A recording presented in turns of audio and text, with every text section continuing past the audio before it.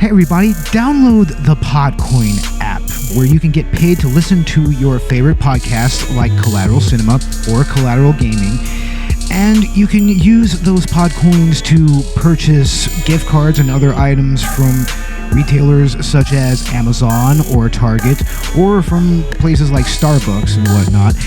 And upon registration, if you use the promo code Collateral, you will receive 300 Podcoins right off the bat, and you can use them for whatever. You can also use them to donate to charity.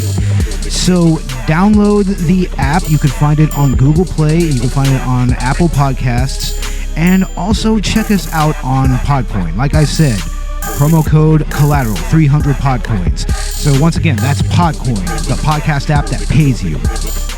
And now for our final podcast shout out of the season. And we are shouting out a podcast that I am actually on, aside from the stuff you hear on Collateral Cinema and Collateral Gaming.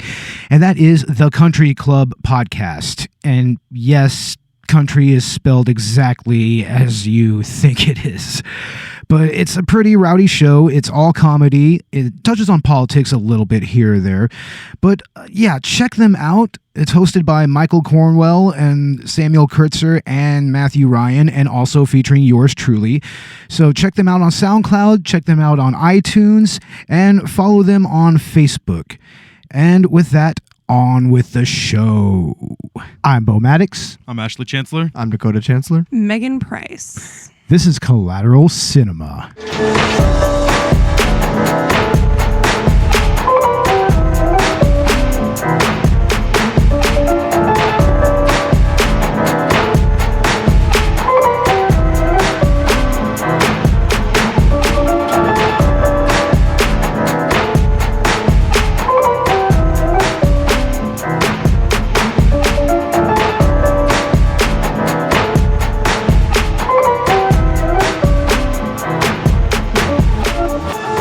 Welcome to Collateral Cinema, the only movie podcast that matters, where we focus on good movies, bad movies, and everything else in between in the world of cinema. We are podcasting straight from somewhere in South Texas, and yes, my friends, we are a 420 friendly podcast, so smoke it if you've got it. Folks, today is our season finale. We've had a great season here at Collateral Cinema, and we're reviewing a very special and important movie to all of us, and we'll get into that in a bit, but for this episode, we do have a guest star, Megan Price. Hello, everybody. What's up? Happy to be here. Thank y'all so much. That's awesome. I'm really not very prepared. It's obvious. It's okay. I'm not that prepared either. That's kind of why I went ahead and had Ash take the lead on this. He's going to go ahead and get into the discussion in a little bit, but I'm excited to talk about this movie. It's a lot of fun, right, Ash? Yeah, Right. It's going to be a lot of fun. This movie is very near and dear to our hearts. And Dakota, what is that movie? The Princess Bride. Princess Bride. Yeah, no, it's like what I was saying. Nobody came prepared for this, but this movie, I've seen this movie so many Thank times God. in my life. I mean, I grew up with this movie. It's my parents' favorite movie, so I can quote this movie. I mean, word for word. That's awesome, man. Like, seriously. No, the thing with The Princess Bride is that it is adapted from a 1973 novel. Now, the film adaptation came out in 1987, and that's what's most familiar, at least to me. You Right. know? I haven't read the book personally, but what I do know about it is that it was actually adapted directly into the screenplay from the original author, William Goodman. And within the context of the book, William Goodman is actually the abridger and commentator on S. Morgenstern's work. Yeah. And in the movie, it's S. Morgenstern's book that Peter Falk is reading to Fred Savage, right? Yeah, no, that's right. So there's like a pseudonym going on. Yeah, exactly. The S. Morgenstern book exists in both continuities, and what's also implied is that the reader, in this case the grandfather, is abridging the tale by cutting out all the scary parts. And that frame narrative we're going to talk about in a moment. It's also featured prominently in a recent movie. But I did want to go ahead and talk about a little bit of this movie's development. Now, of course, that is directed by Rob Reiner. And you're familiar with Rob Reiner, right, Bo? Oh yeah, I've watched him for many, many years. I remember he was originally Meathead on All in the Family from back in the day. When I was young, they used to show a lot of reruns of old school sitcoms, and that's where I first saw him. And I also remember him releasing a lot of other interesting movies. He even released one that was kind of It's called North. It's pretty fucking racist, actually, in many, many ways. It's like, oh my God, man. It's kind of excruciating to watch. Doesn't sound like a fun movie. And he also did Misery. Oh, He's the one who directed Misery. nice. Yeah. So, I mean, he's also dipped into horror here and there. Yeah. So, and that's a pretty familiar name in the industry. I know I've heard of Rob Reiner before. Right, I've heard the name. I know I've heard him as a popular director, you know. So the producer for The Princess Bride is actually Andrew Scheinman. And what do you know about Scheinman, Bo? Not a whole lot. I mean, I'm not really that up to snuff on most Hollywood producers, honestly. I've always been more of a director person. I've never really paid attention to a whole lot of them. I mean, of course, especially after recent events, everybody knows Harvey Weinstein. Right. But, I mean, and his brother. But I mean, there's not a whole lot of other producers that I really know about, so I can't really comment on that. What's his brother's name? Brett, right? Oh, It would be Brett. Isn't Bob Weinstein or something like that. Maybe not who I'm thinking of. Maybe I'm thinking of different people. Bob or something like that. I don't know, but fuck that motherfucker. Why are we talking Weinstein? Fuck Yeah, that right. motherfucker. Apparently, Scheinman is known for producing Seinfeld. Oh, and, really? A Few Good Men. So Oh, those wow. are I titles. remember that from high school theater, and it was miserable. Really? Yeah. So, yeah. And now together, Rob Reiner and Andrew Scheinman and, of course, William Goldman produced this movie, which is The Princess Bride, which has become a cult classic in recent times. And in many ways, it has a huge cultural impact, I would say. Wouldn't you guys agree? Oh, obviously, especially going with the internet memes that came out after very long, you know? Yeah. So, and upon release, I know it wasn't that successful. It got, mediocre box office. But now, this is a favorite of many fans. It's something that I know is deeply ingrained in yours and my childhood, and also Bo's and yours as well, Megan. Yeah. Very much so. And what's funny is that I didn't realize it had the following that it did until Facebook. Well, anyway, I didn't realize that I had as many fellow fans of the movie until social media. Yeah, I thought it was just kind of a nerdy thing, but apparently it's like an everyone thing. Yeah, Oh, totally. Yeah, it has kind of blown up on social media and become a meme in It's its great, own right. though. Several memes. They're awesome. I mean, this movie leaves a legacy. It's not a cult classic, right? Yeah, Right, and so definitely. much so that Oh, man. it was considered significant Whoa. by the National Film Registry, being I like deemed that. as culturally, historically, or aesthetically significant. It was made into the Criterion Collection, which we mentioned before on our Freddy Got Fingered episode. Oh, yeah. I love the Criterion Collection, and I'm glad that Princess Bride is on there now. I mean, they're going to have some Jackie Chan movies on there, both the Police Story movies. So, Awesome. I Oh, find yeah. it funny that there's a whole group of people who decide what is significant and what is not significant. well, they're not. That's movie such a industry. loaded word. You know, right? Significant. Yeah. Insignificance. Right. Right. Well, It's not fun. no, not at all. I mean, what really is important? What does that mean? You know, Yeah, Bo, for sure. Can you think of a insignificant movie? I can think of one personally. Yeah, we shall not speak its name. But no, if it's on no, Criterion, can we insignificant. please not do that? It's out there where it belongs. So Kangaroo throw it Jack. out. is it still outside, Bo? No, it's the Back- Master of Disguise. Oh, That's our bane. And- Right. I'm sorry. and that is our criteria. But also Kangaroo Jack. Kangaroo Kangaroo Jack Jack. is. I don't really remember that movie. I don't know what that movie is either. I watched it. I mean, don't remember it. I remember a Tank Girl Ice-T was a kangaroo. So. Not the same at all. I'm sure. Unfortunately. So beyond the modest box office success, The Princess Bride, of course, did make it onto several top films, Yeah. such as Bravo's 100 Funniest Movies, number 50, the American Film Institute's number 88, AFI's 100 Years, Also, 46 in Channel 4's 50 Greatest Comedy Films list. And like I said before, inducted into the National Film Registry. So it's got a lot going for it. There's a lot of awards, a lot of things that it's won, and it's a good movie. You can tell. And why is it so culturally relevant? That's another loaded question, bro.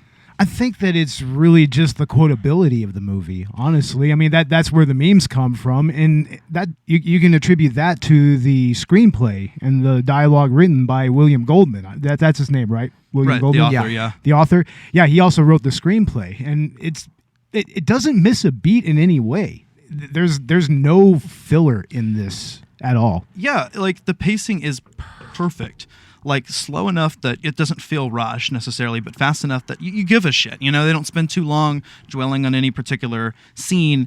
Even going so far to have what I would say plot inconsistencies that are part of the charm of the movie. Yeah. It's like it doesn't matter if these characters knew this thing or not. Well, it's a fairy tale. It's a fairy tale, exactly. It always had those kinds of weird plot holes in the story and everything because it's always supposed to have a moral to it, you know. Right. And the point is to get to the moral. And that's to be expected. You know, you see a fairy tale, you know that you're going to have some inconsistencies. Exactly. Does this movie have kind of a morality play element to it, like most other fairy tales, or does it kind of satirize it a little bit? I mean, I feel like it all falls on the satire thing. Yeah. Right. You know, Yeah. and that's what I'm thinking here is they don't give a shit if there's inconsistencies Exactly. or not. Like, they don't have to. Think about the people in the movie. Right. See, this Like, movie. that's the beauty of it. Right. This movie, they focus on the satire. Yeah. But it's about true love.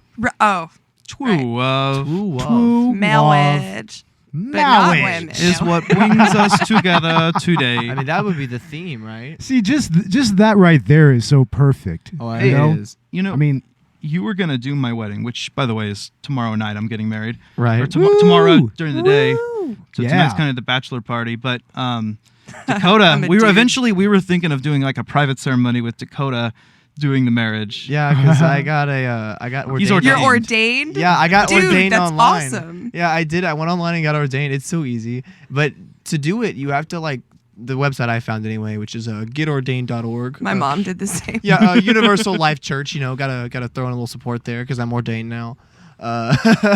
But there's like a $39.99 package that you buy, It's and a that gives you package. that gives you the certificates, like the proof, the forms that you show the people. You know, so you could just be a minister. Do you get period. a stamp $40 like a you can notary? get someone married. You can Wow. get somebody married for $40.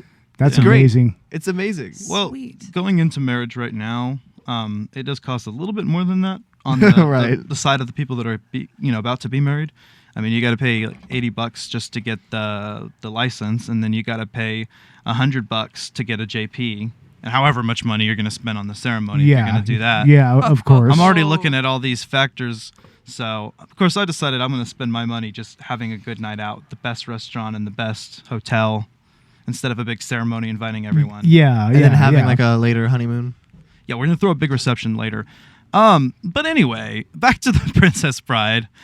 I think the main thing is, as Bo said, the many, many quotable lines in this movie. Practically every line, I would say. Right. That you can pick out any line in this movie, and it's a quote. Like the Star Wars prequels. Right. It's on a T-shirt.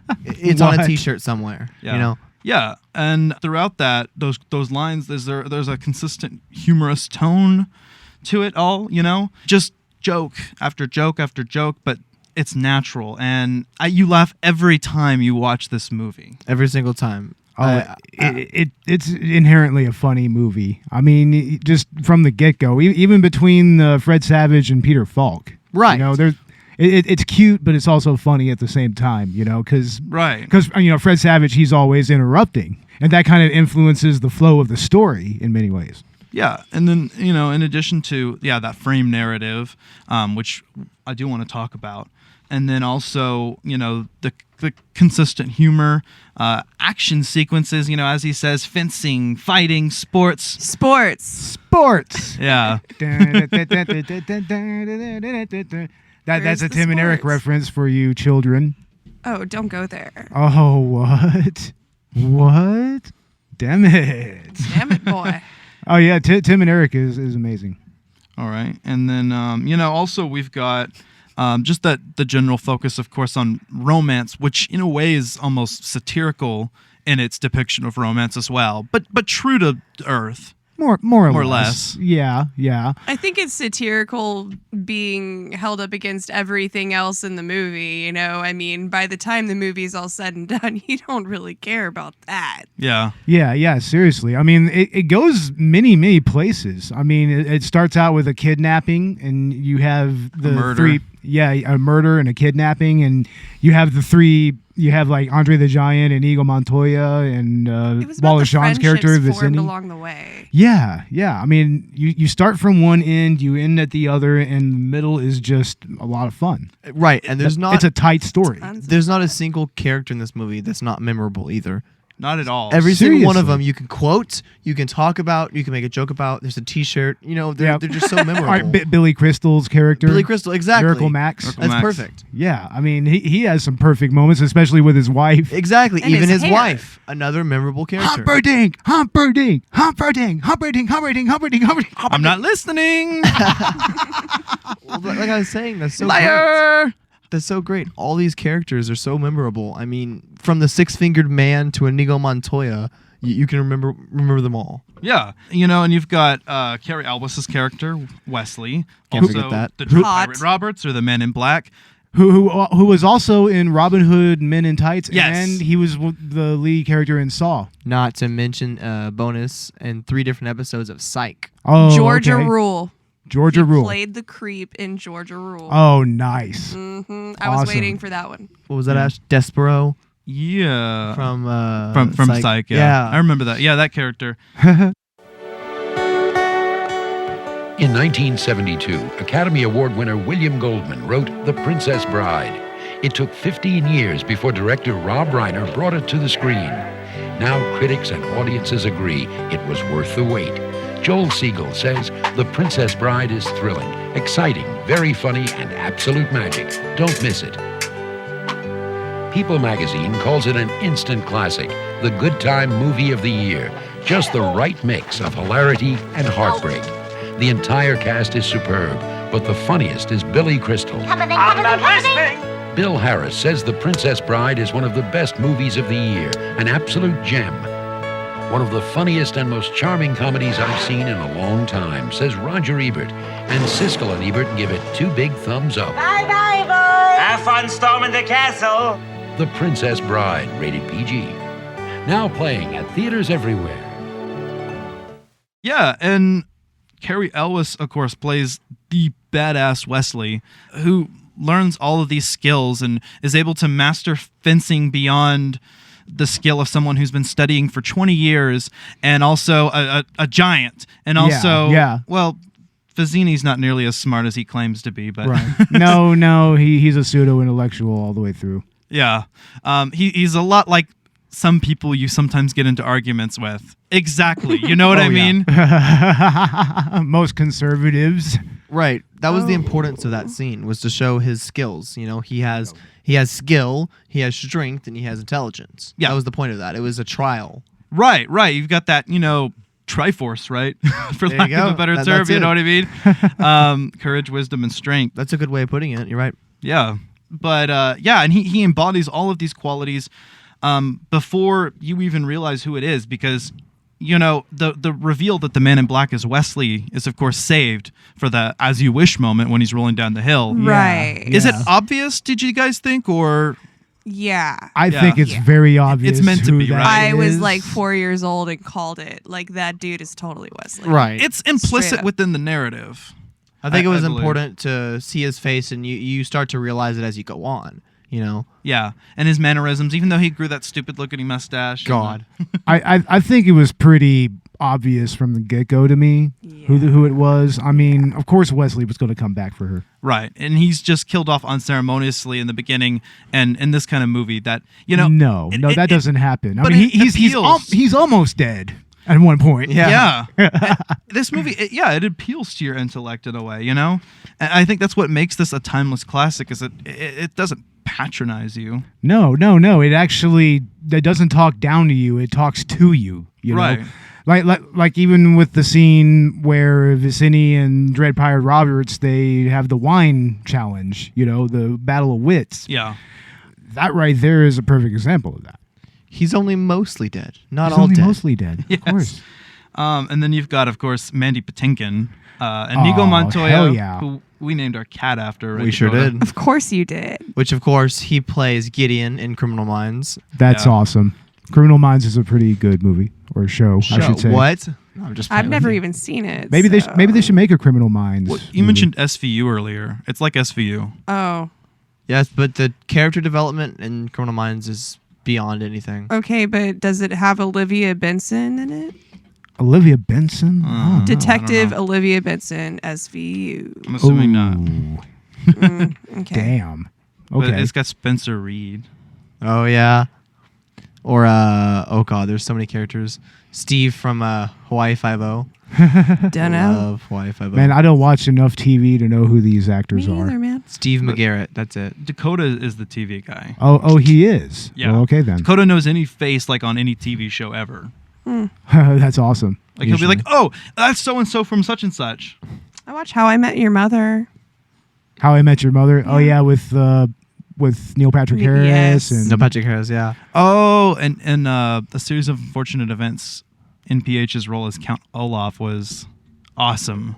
he played Count Olaf Jim in that. Carrey. Really? I mean, Jim Carrey. No, I'm not taking anything away from Jim Carrey's performance, but and that's the same thing I'm making about the Grinch. Okay, I don't know if I should watch the new one. I know it's Benedict Cumberbatch, and I love Benedict Cumberbatch, but you can't guy top freaks Jim me out. Carrey's performance, right?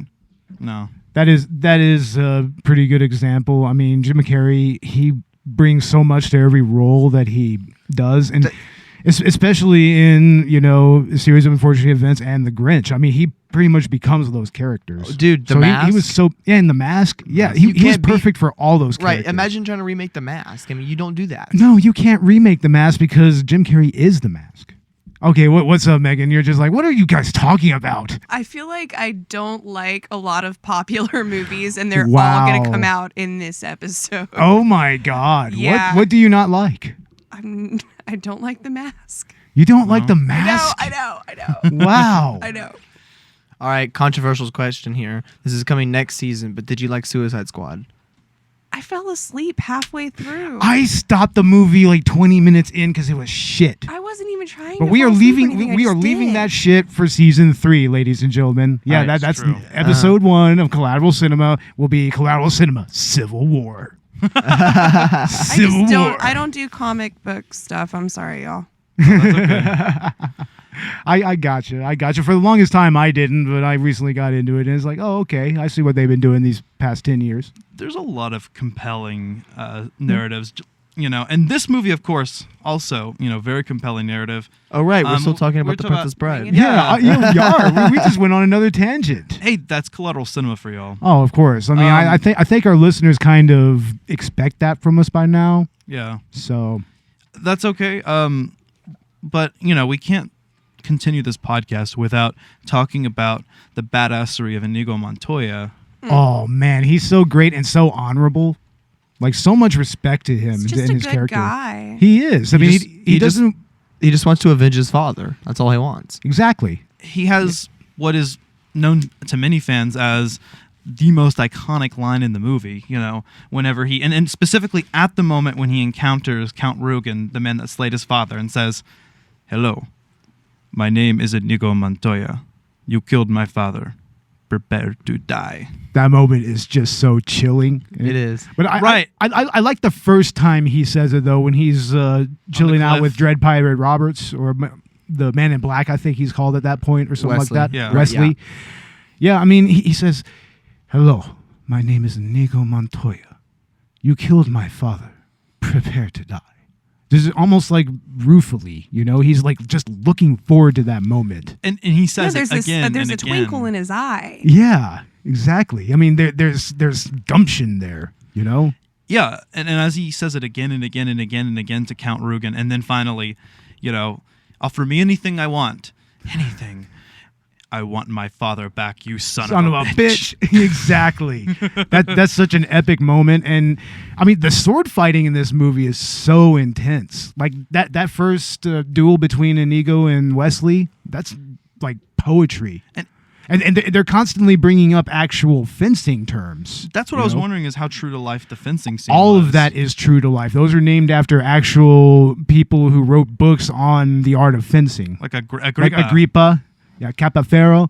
All those are people who were big in fencing at that time. That's pretty cool. Yeah, I mean, so it's very, very like accurate in that way. That's awesome. And so that's another sense to the Men in Blacks, because Inigo Montoya has been studying swordplay for 20 years since the murder of his father in order to avenge him by killing the six-fingered man that slayed him.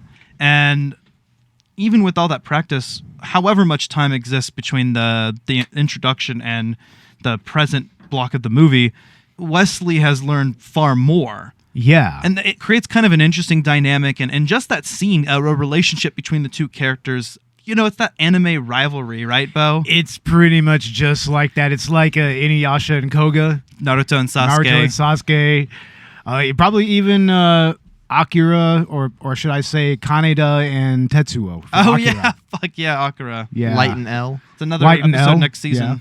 Yeah, that's going to be an episode, I believe. Hey, We're going to do a couple of anime. Ash, you mentioned earlier the most memorable quotes of the movie. Megan, you said you had something to say on that.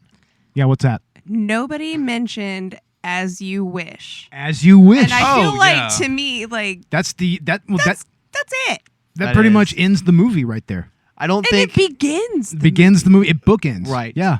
And I think it's interesting to see how the Inigo Montoya quote got just as popular, if not more. totally. Because I the mean- movie was, if there's any line that you're supposed to get out of the movie, it was "As You Wish." And I think that would have been the one that should have blown up. But Inigo Yeah, Montoya yeah. is But way it- more badass. It is. Yeah. It He is. just, he just Hands down. is in every way.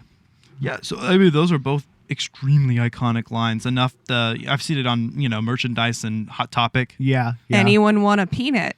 Also iconic. There you go. Yeah, exactly. Fezzik's character, played by Andre the Giant. Andre the Giant, who Gotta love him. at that time he had just had surgery on his back, so he couldn't put a lot of weight on his spine or anything. That really showed. Yeah, I mean those moments where he's fighting Wesley, and he's choking him out, like he was pretty much on like a sling or You something. never would have known. No, That's you never would have crazy. known. I mean, he's not actually holding him up. Rest in peace, Andre. Rest in peace, Andre. He lived a very short but very successful life, and a lot of his problems were degenerative and they were hereditary.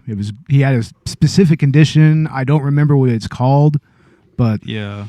Well, yeah, he always had health problems. It was always very painful for him, and especially being a wrestler. right.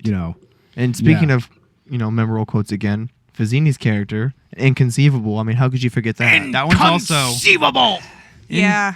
Just saying it out of context so many times. We had a greeting card that said, it was like a gift card, and you had it's like happy birthday and it was inconceivable on it. And you open it up and it made the noise. Oh my god. Yeah. Okay, but earlier when we were talking about this, I went ahead and Googled it just to be sure. Conceivable was basically like able to imagine, to think of. Right. So basically, So inconceivable. it wasn't that out of context. So he's basically like he's saying it as unimaginable. Yeah, like out of this world. So why no not just way. say unimaginable? Okay, but he didn't. I'm just saying. He's it's not really- clever enough to say unimaginable. It's really That's the not thing. that inaccurate. He's not as intelligent or nearly as clever as he I'm an thinks he is. apologist. But yeah, I mean, I think inconceivable, I mean, that is used right. But then again, that perspective may be only because, growing up, when I thought of inconceivable, I think I tied it back to this movie.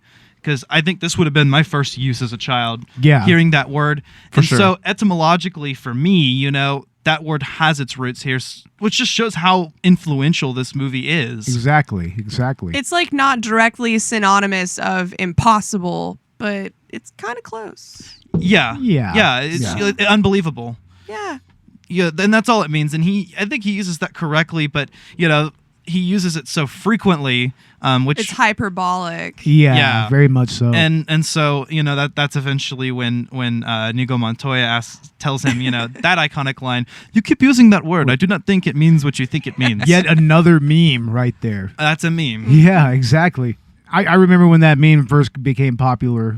I mean, that was when I was starting to become a little more aware of social media at that point, and also some of the stuff that was coming off of 4chan. Ew. Oh, yeah, gosh. no, I ran away from that very quickly after a while. Yeah, stay off 4chan. No, it became very toxic very, very quickly. In many ways, it always was like that. But I mean, as soon as that bullshit started coming out of that, I was just like, no, these guys are idiots. At this point, it's known. Just stay away from 4chan. Yeah, just stay away from 4chan. I was the victim of a 4chan prank once. Oh no, Not fun. fuck, Not God. cool. that's not cool Yeah, at all. some dudes posted my phone number. Fucking bastards. They doxed you? I don't know. That's I mean, kinda this was when I sorta was like doxing. a sophomore in high school. I don't know if doxing was even a thing. I don't know. Oh, it's always been a thing. But more they or less. posted like my selfies, of like my face from MySpace, mind you, not Facebook. And they posted my phone number, MySpace. and they were like, if I get 100 calls in 30 minutes, I'll post my tits or something ridiculous like that. That's why on that's why no on that idea what was that's going why on that website, whenever you see that, it's always bullshit. Well, So It's always bad. bullshit. you know what's really crazy is how cybersecurity is nowadays. Yeah. Like you can use your command prompt and just to DOS attack somebody. Oh, Like you can yeah. literally like DOS attack someone's IP address just from your command prompt. Oh That is yeah, of course. crazy. Yeah. All you're doing is you're just overloading the reload button, pretty much. It's Right, and pretty it's much the same sending thing. multiple Sending pings back and multiple forth pings, to the same IP, multiple packets. and Yeah. it lags out that IP. Like it just DOS attack done. I I've wonder seen it happen. how many times people have tried to do that to me. It's an easy way to just shut someone off the internet. It for a minute. is. It doesn't last long. It, but- it's like back in the day on AOL chat rooms, you had the punters. oh yeah, Where you would be punted off. I've heard of that. I don't know about any of that, but you brought me back with MySpace. MySpace. Shit. There we go. Yeah. That's where social media started out. Was there for my a lot of memes like the stuff from The Princess Bride on MySpace? Because I wasn't really on MySpace back then. Not when I was not on there. really. It wasn't a real meme heavy. Mostly people just like the fact that they could edit their own pages and edit Oh, the okay. HTML and Yeah. put music on their profile. CSS. Yeah. Oh wow. All right. Where is the poison? The battle of wits has begun. It ends when you decide and we both drink and find out who is right and who is dead. But it's so simple. All I have to do is divine from what I know of you. Are you the sort of man who would put the poison into his own goblet or his enemies? Now, a clever man would put the poison into his own goblet because he would know that only a great fool would reach for what he was given. I'm not a great fool, so I can clearly not choose the wine in front of you. But you must have known I was not a great fool. You would have counted on it, so I can clearly not choose the wine in front of me. You've made your decision then? Not remotely. Because iocane comes from Australia, as everyone knows. And Australia is entirely peopled with criminals. And criminals are used to having people not trust them, as you are not trusted by me, so I can clearly not choose the wine in front of you. Truly, you have a dizzying intellect. Wait till I get going! Where was I? Australia. Yes, Australia. And you must have suspected I would have known the powder's origin, so I can clearly not choose the wine in front of me. You're just stalling now. You'd like to think that, wouldn't you? You've beaten my giant, which means you're exceptionally strong. So you could have put the poison in your own goblet, trusting on your strength to save you, so I can clearly not choose the wine in front of you. But you've also bested my Spaniard, which means you must have studied. And in studying, you must have learned that man is mortal. So you would have put the poison as far from yourself as possible, so I can clearly not choose the wine in front of me. You're trying to trick me into giving away something. It won't work. It has worked. You've given everything away. I know where the poison is. Then make your choice. I will. And I choose. What in the world can that be? What? Where? I don't see anything. Oh, well, I could have sworn I saw something. No matter. What's so funny? I'll tell you in a minute. First, let's drink. Me from my glass, and you from yours.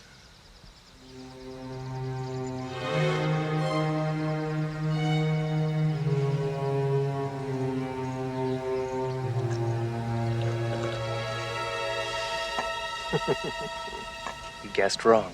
You only think I guessed wrong. That's what's so funny. I switched glasses when your back was turned. Ha ha, you fool. You fell victim to one of the classic blunders. The most famous is never get involved in a land war in Asia, but only slightly less well known is this. Never go in against a Sicilian when death is on the line.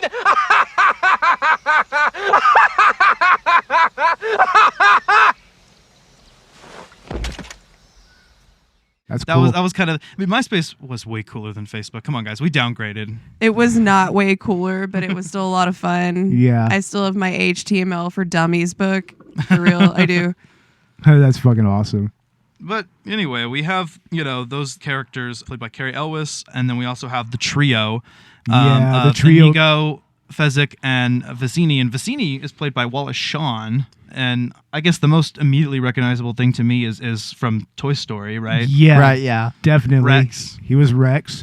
And I mean- also, what was the other Disney movie? The Haunted Mansion. He was in that, right? Oh yeah, he's a well-known character actor. He's been in a lot of different movies. His voice is very recognizable. Oh, very much so. Very recognizable. Stuff like that. Inconceivable. He played Stewie's unborn brother in Family Yeah, Guy. that's right. He does. Exactly. Little redheaded shit. And he's fucking perfect in that role. It is hilarious. absolutely, completely, and in all other ways, inconceivable. But you know what was crazy? He did this movie that was done by the director of Donnie Darko. It's called Southland Tales, and it is batshit insane, guys. Nice. It has who was it? Who is the guy that played Raiden in Mortal Kombat? I don't know. I can't believe I forget his name. But anyways, I mean, it had a lot of recognizable people from like Saturday Night Live and a lot of really, really different actors. It had Dwayne Johnson in it. Fucking Dwayne Johnson, The Rock. He was in that fucking movie. I don't even know, dude. I have that movie. I need to show it to you guys. It is a mind fuck. You're just like, what the fuck? Justin Timberlake was in that movie. Wow. Does anybody dislike The Rock? I don't dislike him. I don't think anybody does. I mean, how can you dislike He's The Rock? wholesome. I mean, there's nothing to Yeah. dislike. You know what I mean? Yeah. He's got that wholesome vibe. He I don't know, does. like Terry Crews or.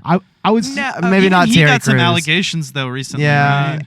I don't know about that, but He said something against the gay community, kind of, right? Oh. Was that what it Lord. was? Because he yeah, was, something like that. Yeah, kinda. that's a whole nother situation we shouldn't even get into. I'm just Yeah, saying, let's- people let's- out there that don't like Dwayne The Rock Johnson, show yourselves to me because I don't believe you exist. You're like a unicorn. Seriously. That's all I have to say about that. I once got made fun of for saying it like that. Dwayne The Rock Johnson. I have been made fun of for saying it like that. because you can't Dwayne say The that. Rock- It's You either Should have can. made fun of them. Do you know how many back. people say Yeah, that? exactly. I know. Thank you for Exactly. understanding. it's- That's what you should have bully done. them. it's The Rock, Okay. or it's Dwayne Johnson. It's His not name is Dwayne Ash, The Rock and you Johnson. can. His name is Ash, and you Bully can bully him. him. This motherfucker. Fucking great. Anyway, we also have, of course, Robin Wright. Has she done anything recently? I didn't really check her IMDb or anything, but I mean, this was her first role. And right she's here. the titular character, the Princess Bride, Exactly. or Buttercup. Who actually doesn't bring a whole lot to the table. No, at all. And I believe in the book it said, I didn't read it, but I remember, I think I heard that she's supposed to be not very bright, right? something like that. I mean, she has some damsel in distress qualities to her, but also kind of. But sometimes she could be a little proactive. Like she did try to jump off the ship and swim to the boat with Kind Wesley, of. the Man in Black, following the trio. After she was kidnapped. So yeah. I She's mean, had some powerful moments. she does. Oh, and you can't forget Robin Wright was in Forrest Gump. Oh, that's Oh, right. Is she Jenny. Jenny? She's Jenny, yeah. She's Naked Jenny? Jenny. And you mentioned House of Cards already. I Really? did not. That was not me. Bro. Really? Mm. Oh, well. Who mentioned No, that House of was- Cards and what You know way? what? That was No, that was someone else. Ariel. Another girl who's Yeah, hanging out it- with us. it's- I was. Well, Yeah. she is the main girl of House of Cards. I haven't seen the show, but I know Wow, that. No kidding. Wow, crazy. Shout out. But, and of course, today we do have a resident feminist on board. Normally we Laura have- Carey. We call Robert our resident car guy, A resident Yeah. everything. and then Resident Dakota and I everything. are like the resident video game guys, so that's just kind of our thing here. Yeah. But as our resident feminist, okay, does the portrayal oh of yes. Buttercup, I mean, does this movie pass? Does it have a feminist seal of approval? Here you go. Honestly, I want to Does say it- there's a little bit of misogyny there. Maybe Yeah. that's Does it pass the Bechdel test in any way? I don't know think so. Yeah. what that is. Is that a feminist thing? It is. It is. Supposedly, Wow, I here's suck. what it is. Is there more than one female character? Do they talk to each other? And if they talk to each other, do they talk about a man or not? That's the Gotcha. Bechdel test. okay. Yeah. Kind of like the Turing test or something. Yeah, something like that. That's kind of. Okay. I don't know. It's kind of generic, don't you think? Or I'm not sure. reductive, you mean? I'm not- Yeah. Maybe, but I mean, it is interesting to see which movies and which comic book series or which video games pass or not. Because, I Right. mean, it's more of like a cultural magnifying glass. Well, in a does way. this film pass that? There are two female characters. There's Buttercup, and then there's Miracle Max's. Can I bust wife. y'all's balls real quick? What? Yeah. Okay, Ash just asked me for my feminist point of view. This mo- and then Bo interjected and I am started so explaining some sorry. shit. I am And then so y'all went off on a sorry. tangent. I'm so sorry. No, I'm sorry. I just had to throw it out there. Yeah, Feminist we here. we deserve that. We totally deserve that. Yeah, no, okay. Real quick, though, I'm a feminist. I also have a sense of humor. Oh, so of course. I don't think that this movie aged all that well in that category, but at the same time, I love it. So, whatever. Yeah, and And it's okay to do that. Right, and even as a feminist, as you claim, it's easy to look beyond that and to kind of see it for what it is. I mean, it's all the freaking Monty Python dudes. I wouldn't Right. expect Yeah. anything serious. It's all satire. Exactly. So, of course, Yeah. I mean, yeah, of course she's a damsel in distress because that's what she was supposed to be, and that's part of what made it funny. Right. In and that- fact, when we were watching it earlier, I noticed that more so than ever because the last time that I've watched it was like years ago. Yeah. And I was like, wow. Always interesting to reflect on the stuff you used to watch back Yeah. in the day. I know? think, and it's not. I'm not entirely certain when watching this movie if that slight amount of misogyny is somewhat intentional or not. You know, it may be somewhat satirical, or it might just be a product of its time. Yeah. I think both. Yeah, in a way, right? More or less. Of course, Robin Wright also is joined by some other stars. We have Christopher Guest playing Count Rogan and Chris Sarandon playing Prince Humperdinck.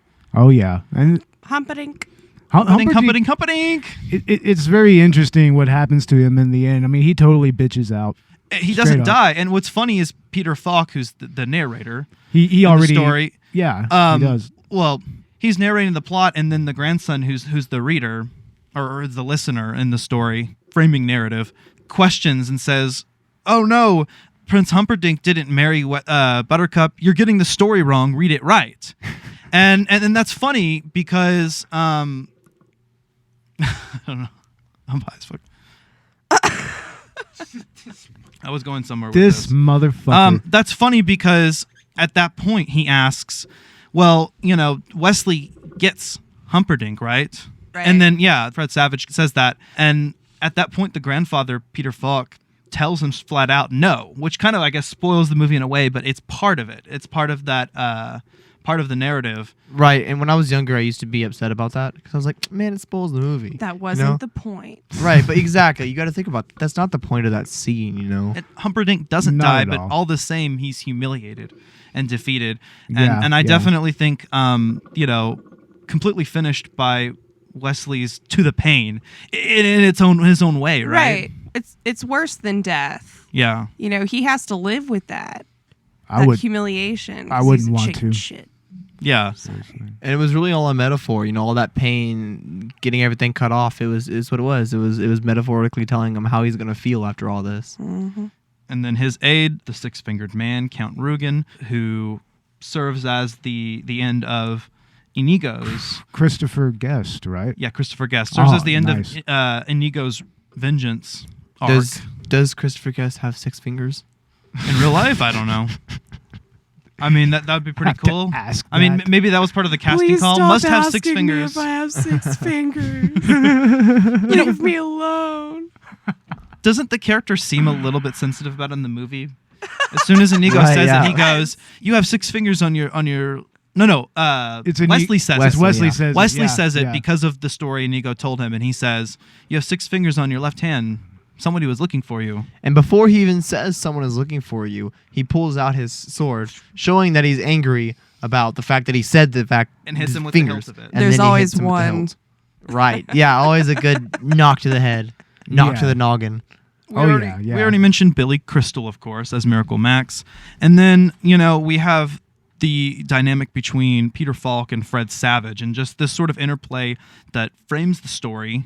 And it's a grandpa, as we said before, reading a story to his grandson, a story by S. Morgenstern that was read to him by his father, and he read it to Fred Savage's father. Yeah. And he's reading it to him now that Fred Savage is sick. Fred Savage is in his 80s room playing an 80s baseball video game. He's got a Chicago Bears shirt, and you've just kind of got this 80s vibe, innocent child feel, right? Right. Yeah. Yeah. Which in that movie Once Upon a Deadpool, which was the PG-13 version of Deadpool 2, they actually framed that story with actual Fred Savage. Older Fred Savage. An older yeah. Fred Savage as an adult chained to his bed, and Deadpool is reading the story of Deadpool 2. And in the same way, cutting out the bad parts that are scary. Jeez. And so the movie passes for PG-13, which is brilliant. Ingenious. Brilliant. Right. Yeah, of course. And an awesome callback to the many fans of The Princess Bride. Oh, certainly. So, and in you guys' opinion, okay, do you think that this frame narrative adds to the movie or detracts from it? I don't think so. I don't think it takes anything away from the movie. If anything, it influences the actual flow of the story, right? I believe so. When I was a kid, I used to dislike actually that part of the story. But as I've grown older, it's part of the charm, and it's very much a part of the narrative. Well, and that's the comforting part of it, like I think the first time I ever saw it, I was staying home from school. I was sick, and my mom showed it to me. And so, Right, you relate to the movie. You get the same vibe, and it's kind of important. Yeah, and that frame narrative, of course, was adapted from the novel. And in the novel, S. Morgenstern, it's the same book, The Princess Bride by S. Morgenstern, that's been passed down. And the abridger, which is William Goldman, who wrote the screenplay, basically takes out the bad versions of the story and creates a storybook tale along with his own commentary throughout.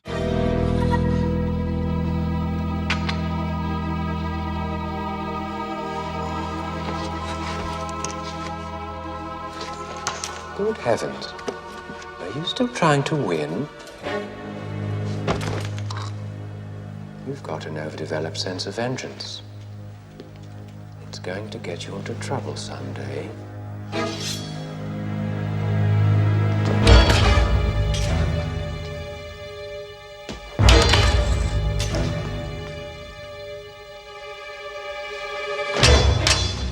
Hello.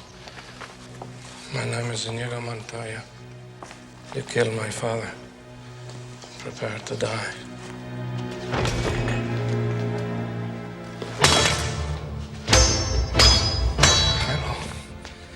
My name is Inigo Montoya. You killed my father. Prepare to die. Hello! My name is Inigo Montoya. You killed my father. Prepare to die. Stop saying that! Oh! Hello! My name is Inigo Montoya. You killed my father. Prepare to die! Now! Offer me money. Yes. Power to promise me that. All that I have and more. Please. Offer me everything I ask for. Anything you want. I want my father back, you son of a bitch. And so this movie adapted that storyline in the best way possible, keeping the frame narrative, but making it, I guess, better for movie audiences. And that's really where this movie, I guess, triumphs, and at least in one part. And I believe that deserved a whole talking point, was just that frame story. Yeah, I honestly, the interplay between Fred Savage and Peter Falk is just so natural that, it really helps kind of... Man, where am I going with this? I'm stoned. It's comforting. It's comforting, it's exactly. heartwarming. It's heartwarming. That's what I was trying to say earlier, pretty much. Well, right, and trying to elaborate on what you were saying, Ash. S. Morgenstern is completely fictional. Yeah. S. Morgenstern is a fictional character. Right, and he's not the actual. Exactly. That's it's really interesting. I remember reading that at one time. S. Morgenstern. And it's just to think about. Yeah, S. Morgenstern was completely fake. There is no S. Morgenstern. It's a pseudonym, but it's if that's the not clear. real Right. S. Morgenstern, please stand up. There you go. So I guess that's another element that makes this movie feel like a fairy tale, in a lot of ways, but a self-aware fairy tale. Now, of course, bypassing our own nostalgia lens and this movie's status as a cult classic, do you guys think it still holds up today by cinematic standards? Yeah, I think that it held up rather well. I mean, I was very entertained. I haven't watched it in a while. I mean, that's what I think. I would agree completely, honestly. I have nothing against this movie. I grew up with it, and even without that foreknowledge, it's such a memorable movie. Other than aesthetics, yes, absolutely. Yeah. You can see the green screen being used. No, not even that. Like, I'm talking more about like their costumes and stuff like that. Like, and maybe I'm ruined by Game of Thrones. Right. But when I was watching it earlier with y'all, I was like, wow. That belt looks like it's from the dollar store. It probably was. So that's where they lost me. And again, that's what made me realize I had not seen it in a long time. How did you feel about Game of Thrones? That's a contentious topic, and I feel like that deserves just a little bit of discussion in any cinematic platform. Yeah, a little bit. I mean, me personally, I don't have any real dog in that fight because I haven't seen any more than maybe a few episodes of Game of Thrones, but I don't have anything against it. I just haven't seen a whole lot of it. I haven't seen it either, but I've kept up with the spoilers. Yeah, I know mostly like the stuff from the memes, and every now and again I might read an article about it on like Salon or something like that. Like they post about it a lot. Well, I mean, all I know is what we talked about earlier, is that in episode 1, it already teaches the world that they are desensitized to incest. Yeah. I watched the first episode, and I've watched the finale recently. I've seen it. I've seen all of it. Yeah. Right on. I love it. I'm not mad. That's all I have to say. Yeah, a lot of things were predictable, but at the same time, they really did throw you off. And I think that's really good directing, screenplay, all the above. I was looking at this article, and they use a lot of CGI. No. A lot. And obviously, you got a dragon, right? But I mean, 3. There's scenes where you can see crowds of people, and they only have, it's like hundreds of people, and they only have like the first row of people. That's and actually the pretty rest cool. Is all CGI and duplicated and redone, and it's amazing. If you look at the scenes and you cut it down, you can see the duplication. But you have to really cut down. Like I was looking at this post on Snapchat. That's a pretty common CGI Right. thing. It's also used in games a lot. Of course. If you really, really look like sports games, especially back in the day. It's the same 4 people up in the stands. Just yeah. Repeating the same animation. Exactly. Yeah. You got it. I did a little bit of research, and I had seen some of the practical effects and the CGI that they use for Game of Thrones. It's really clever. It's just another example of this kind of, I guess, rising progression in the entertainment industry right now.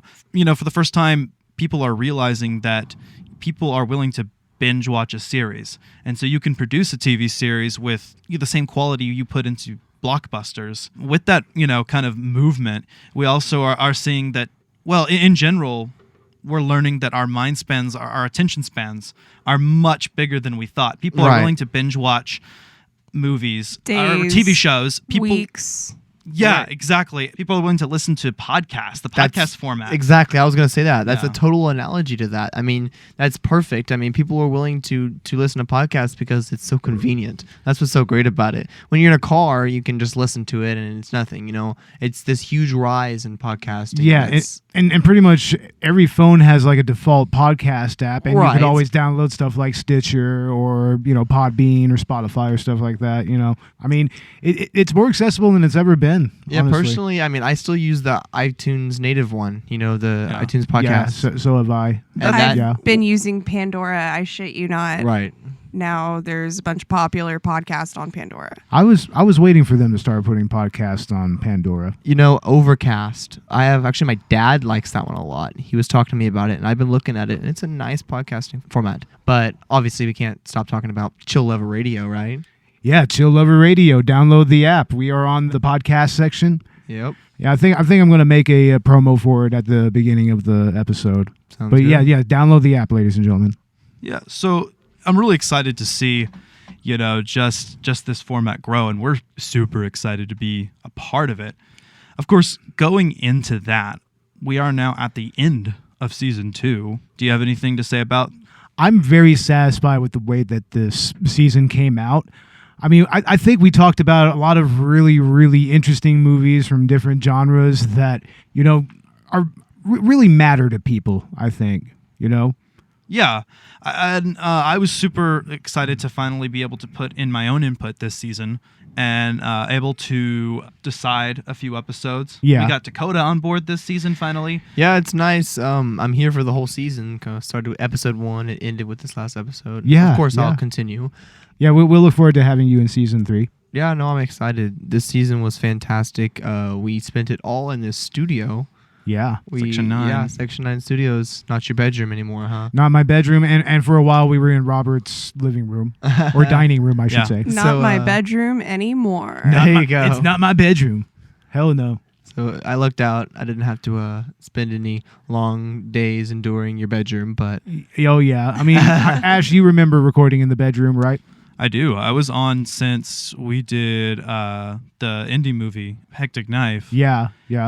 I remember recording out of your room, which looks exactly like how you probably left it in when you were a teenager. Oh, no, it was worse. It was worse? Way worse, dude. But my room's a mess. I neglect it so much. And then Robert's house. By the way, guys, if you haven't noticed, Robert's sweet baritone is missing this episode. Yeah, he's not here. We look forward to having him on the next couple of episodes because we are recording this. We are pre-recording this. Yeah. Yeah. So the deal with this is that, I'm having a baby soon. And so I wanted to make sure that we pre-recorded our season finale. So for us, we just finished, what was it? Slumber Party Massacre. Yep. Yeah. Slumber Party Massacre was our most recent episode, and we should by now we should have done Leprechaun Returns. Yeah. By the time we release this, we'll release this in order, right? We're going to release it in order. Yeah. Yeah. So what's after that? Between Leprechaun Returns and anything else? Oh, it's going to be Martyrs. I can't wait to show that one to you guys. I'm excited. Yeah, that's a brutal fucking movie. It's brutal, but it's very important Your to watch. smile says it all. I'm like, yeah. We've had an amazing season, and I'm so happy to be a part of it. And to have been a part of season 1 as well, although Bo and Robert trucked on, themselves for a while. Yeah, it was a duo for a little bit. And Just then a two-man show. Bringing the other Chancellor brother on board. And then later separating into our gaming. Yeah, and then we spun out this year. We spun out our Collateral Gaming podcast. Of course, I like to talk about it a little bit every episode. Of course, do a little bit of promo for Collateral Gaming, which is kind of mainly my project, but Dakota's as well. And we're gonna record our episode on The Last of Us, and then our finale on Spider-Man PS4. That I'm super stoked to release and to get out to you guys, hopefully before the baby gets here. If not, the finale might be out a little bit later. We're just going to wing it. We'll see how it goes, and we should be starting up with Collateral Cinema again on Season 3. That should be in October. What can we expect from Season 3, Bo? We can expect an interesting array of movies. We're going to have our first couple of anime that we're going to get into. Akira, yeah. Akira and Perfect Blue. Yeah. Of course, don't want to spoil too many of the movies, but like you said, we've got a lot coming. Oh, yeah, we got a lot. And, of course, Collateral Cinema Civil War. Yes, that's going to be our opening, our premiere episode. With Michael Cornwell of the Country Club Podcast. That is going to be amazing, right? Oh, my man Cornwell. Oh, yeah. That's going to be a lot of fun. He hates that movie. He hates everything. I hate that movie as well. Man, we almost had him on an episode, and then... Yeah, it didn't work out. I would like to try to get him back on soon. Yeah, Maybe that would be for great. A bonus episode or something. Yeah, so if we don't release another bonus episode, our next one, of course, is going to be Suicide Squad, as we mentioned earlier. Yeah. Do you have any bonus episodes planned, or...? I think that we were talking about doing a cross episode with the Country Club and having it be a film commentary. I don't remember what movie they were talking about, but it's going to be something kind of silly because they like to rag on a bunch of shit. So I don't know. They're a bunch of funny dudes. They are a bunch of goobers. Yep, funny dudes. And I'm on that podcast every now and again. To fool around, those guys. Yeah, it's a lot of fun. Yeah, I mean, we love our fellow, network podcasts, I guess, Country Club podcast. And, of course, Chaz's Trial by Error. Trial by Error Variety Show podcast. So, yeah, check him out. Based in the area. And are there any other, podcasts based in the area? Not really. I know a couple of people who wanted to start one, but they need to holler at me whenever. But yeah, our studio will be out for rent. Yeah, and today's episode of Collateral Cinema, of course, was missing our sweet, sweet Robert, but we do have Megan here today as well. Which is interesting because I heard you just say, ahem. Did you say you want to start a podcast yourself? What? No, that is so not what I meant. Oh. No, really, y'all, no, for real. No. It's like, I'm not ready to front a podcast. I'm not ready. No, between my job and trying to buy a house and a bunch of other crap. Yeah, I know I'm miserable, actually. You're here right now. You're here right now.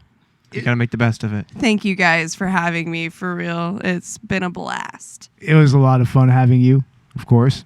Be happy to come back. Oh, certainly. We'll show you the episode list for next season. You can pretty much pick and choose what you want. Sweet. Hell yeah.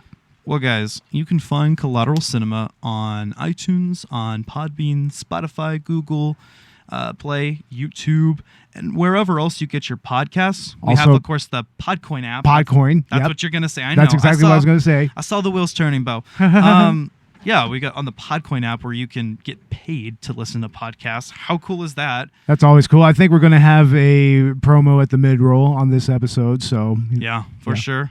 Also, Chill Lover Radio app, who are our network that is hosting our platform, among others. Go check out all the other podcasts and radio shows on Chill Lover Radio app, of course. Collateral Gaming is also on Chill Lover. And also, wherever you get your podcasts, both of us. Yeah.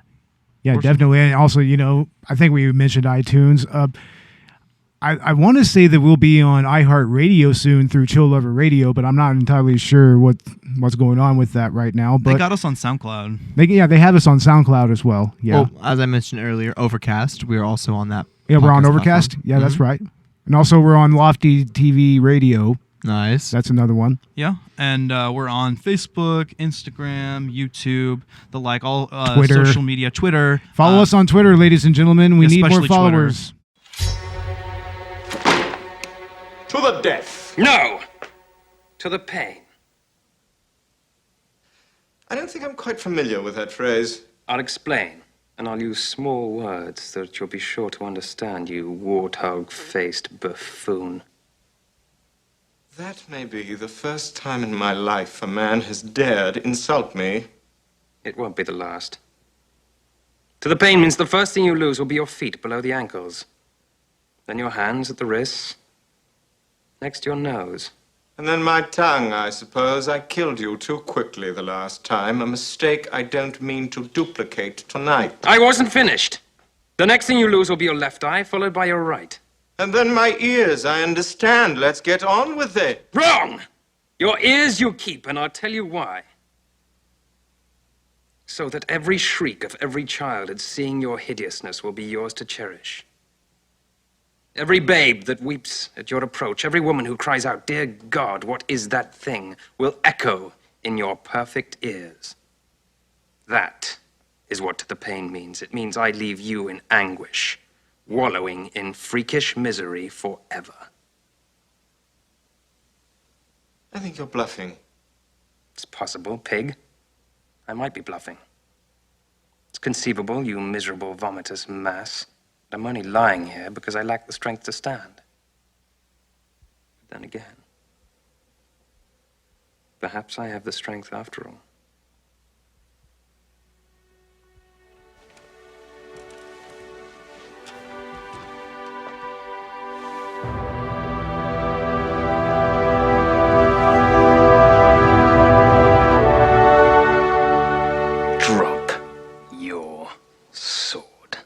Yeah, follow our personal accounts too. Yeah. Yeah, I need to start a personal account actually. So I have the Collateral Cinema account. I need to start a personal one on Twitter. Yeah, you want to get checkmarked eventually, don't you, Bo? Oh, definitely. I want that. I want that verification. There you go. I need that. You know, I already have my Facebook public figure page set up. Oh, nice. It kind of came with making Instagram a business page, so yeah, I'm a business now. Well, there you go. Yeah. Ash is legit, y'all. Yeah. Totally. I mean, we're all just, a bunch of jackasses sitting in a circle. But good one. Oh, of course. That's Collateral Cinema in a nutshell. Wait. We didn't have a room reference. Oh, God. Oh, no. Love is blind. Okay. Why to go to why? Why, Lisa? Why? All right. We checked that off. We checked off Master of Disguise. Which sits is that really necessary? It sits out there. I threw it out the fucking door. I chunked it. It's been chunked to the ether. Is it still out there, Bo? It's still out there. Oh my God. I have not moved it. I will let the sun bake it to a fucking crisp. That was like a week ago. Pretty much. Yeah. I don't care if it's unusable. That's $4 goddamn American dollars I'm never getting back. Four goddamn American dollars. I spent $10 on Food Fight, which I haven't even shown these two yet. This is America. I listened to part of the episode on Food Fight, and I thought that was a lot of fun. Oh, you should see it. It's on YouTube for free. And we got the commentary as well. I started Food Fight. Yeah, I did. Yeah. We've got the commentary for Food Fight. Guys, if you want to support us and you like what we do have a Patreon page where you can donate, and also the Podbean patron, which I think is where we have the commentaries. That's where we have now. the commentaries. We really need to start working on the Patreon, honestly. Yeah. That's got to be up and running at least by Season 3. Yeah, Collateral Gaming 2, we also have a Patreon, but not a lot set up.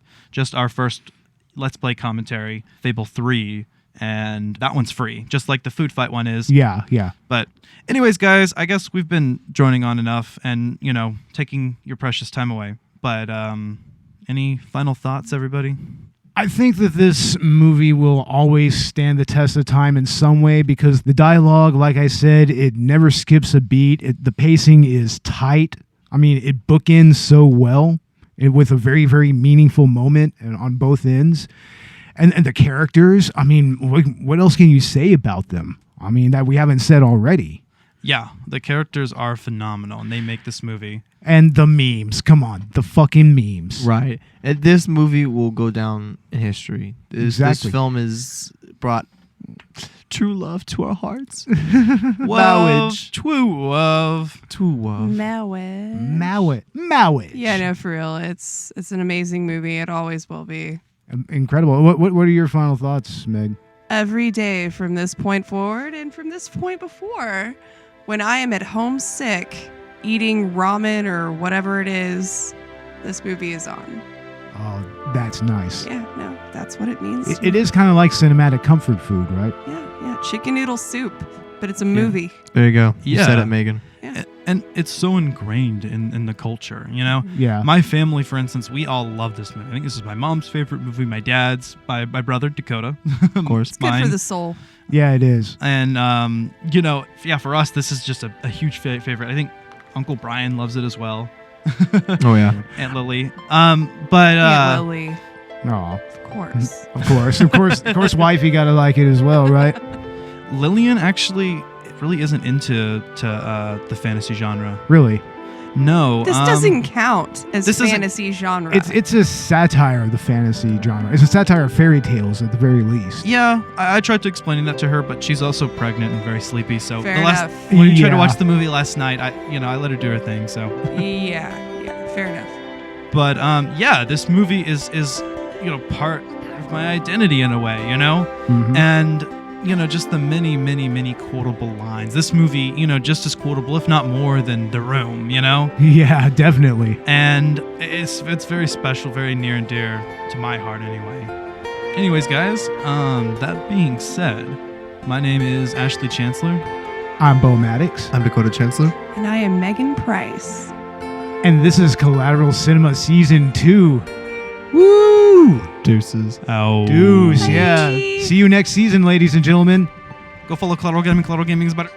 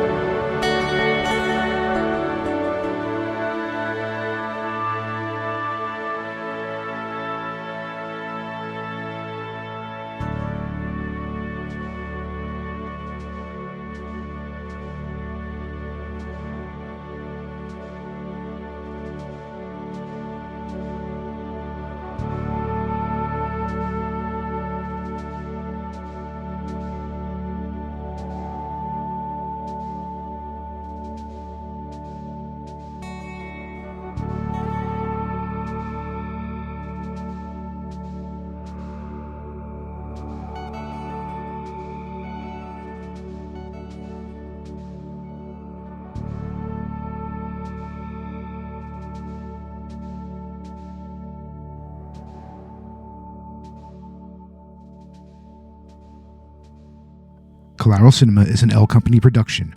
All music and movie clips are owned by the respective creators and are used for educational purposes only. Please don't sue us. We're poor.